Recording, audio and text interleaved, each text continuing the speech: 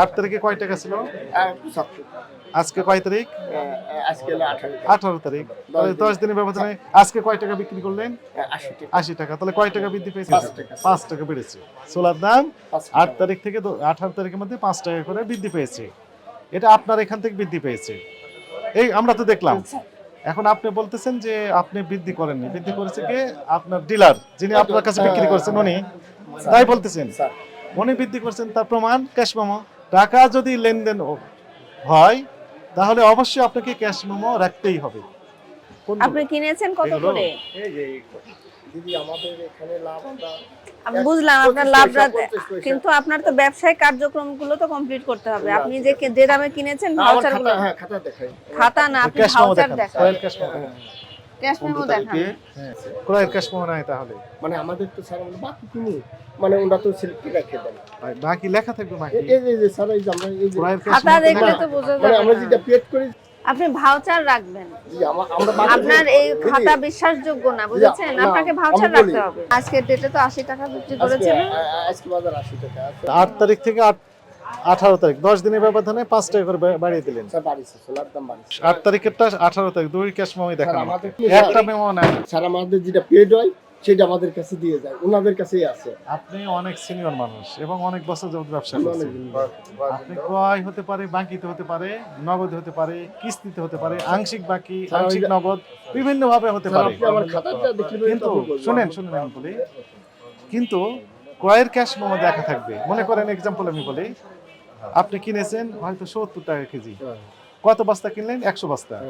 তাহলে 100 বস্তা গুণ 70 মোট কত টাকা দাম হলো? এত টাকা। আপনি জমা দিলেন একটা অ্যামাউন্ট, সেটা বিয়োগ করলে যত টাকা থাকে সেটা হচ্ছে অবশিষ্ট।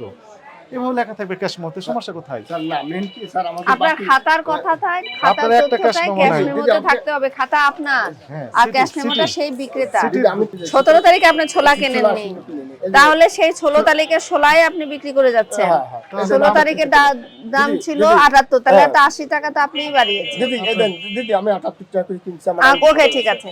16 তারিখে কিনে এই যে আপনি 18 তারিখে 16 তারিখে 78 টাকা বিক্রি করলেন, 17 তারিখেও ছোলা কেনেননি, 18 তারিখেও ছোলা কেনেননি, তাহলে 18 তারিখে 80 টাকাটা দাম ওই কি ঘরে হবে? যেগুলো ছিল দিদি, আমি 16 তারিখে কিনছি, এই যে 78। এই 16 তারিখে 78 টাকা বিক্রি করলেন, এটা কবেকার ছোলা? এটা ওই 2 দিন আগে কিনা ছিল। 8 তারিখ থেকে আজকে কয় তারিখ? 18 তারিখ। 8 দিনের ব্যবধানে 5 টাকা করে দাম বাড়িয়ে দিলেন। ক্রয়ের ক্যাশ মেমো নাই আপনার একটারও। এটা তো অ্যাকসেপ্টেবল হবে স্যার না এই আপনার। হলো আচ্ছা শুনেন, আপনি আপনার পদ্ধতিতে এটা যে পদ্ধতিটা মেনটেন করছেন এটা কারেক্ট পদ্ধতি না। আপনাকে ভাউচার সংরক্ষণ করতে হবে। তাহলে দিদি আমি আপনার যদি বাকি থাকে, আমি আইনে দেব। আপনার বাকি যদি থাকে, বাকি লেখা থাকবে, কিন্তু ভাউচার আপনাকে রাখতে হবে। তাহলে আপনি ভাউচার দিচ্ছেন না মানুষকে, হ্যাঁ দিচ্ছি। আপনাকেও ভাউচার নিতে হবে। তাহলে আপনি বাড়িয়ে আর আপনি দিলেন। ভালো কথা, আপনার মূল্য তালিকা টানাননি কেন? মূল্য তালিকা টাকা নিকেন, ভালো। মূল্য তালিকা রাখাটা তো আইনত শোনা, বাধ্যতামূলক। 8 তারিখে কয় টাকা ছিল? 70। আজকে কয় তারিখ? আজকে হলো 18। 18 তারিখ। তাহলে 10 দিনের ব্যবধানে আজকে কয় টাকা বিক্রি করলেন? 80 টাকা। 80 টাকা। তাহলে কয় টাকা বৃদ্ধি পেয়েছে? 5 টাকা। 5 টাকা বেড়েছে। ছোলার দাম 5 8 তারিখ থেকে 18 তারিখের মধ্যে 5 টাকা করে বৃদ্ধি পেয়েছে।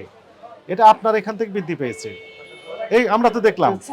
এখন আপনি বলতেছেন যে আপনি বৃদ্ধি করেননি। বৃদ্ধি করেছে কে? আপনার ডিলার যিনি আপনার কাছে বিক্রি করছেন উনি। তাই বলতেছেন। স্যার, উনি বৃদ্ধি করছেন তার প্রমাণ ক্যাশ মেমো আছে আপনার কাছে। আপনি বাকিতে হোক, নগদে হোক, কিস্তিতে হোক, যে মূল্য যদি আপনি পরিশোধ করতে হবে এই যদি হয়ে থাকে, টাকা যদি লেনদেন হয় তাহলে অবশ্যই আপনাকে ক্যাশ মেমো রাখতেই হবে। লেখা থাকবে বাকি, বকেয়া, যাই ভাষায় লেখেন না কেন। ঠিক আছে। শুনেন, আপনার এই যে মূল্য তালিকার যে টানানো নেই, এই এক অপরাধের জন্যই 50,000 টাকা জরিমানার বিধান রয়েছে। আর আপনার যে ভাউচার নেই তার জন্য আরো 50,000 টাকা জরিমানার বিধান রয়েছে, বুঝেছেন? 1 লক্ষ টাকা জরিমানার বিধান রয়েছে আইনেই। আর এখন থেকে আপনি যদি এইগুলো টানাবেন, এই প্রতিশ্রুতিতে আপনাকে সতর্কতামূলকভাবে 10,000 টাকা জরিমানা আরোপ করা হচ্ছে। এই প্রতিশ্রুতি যদি আপনি ভঙ্গ করেন তাহলে আপনাকে এই 2 ধারা সর্বোচ্চ দণ্ডে দ্বিগুণ দণ্ড দেওয়া হবে পরবর্তীতে।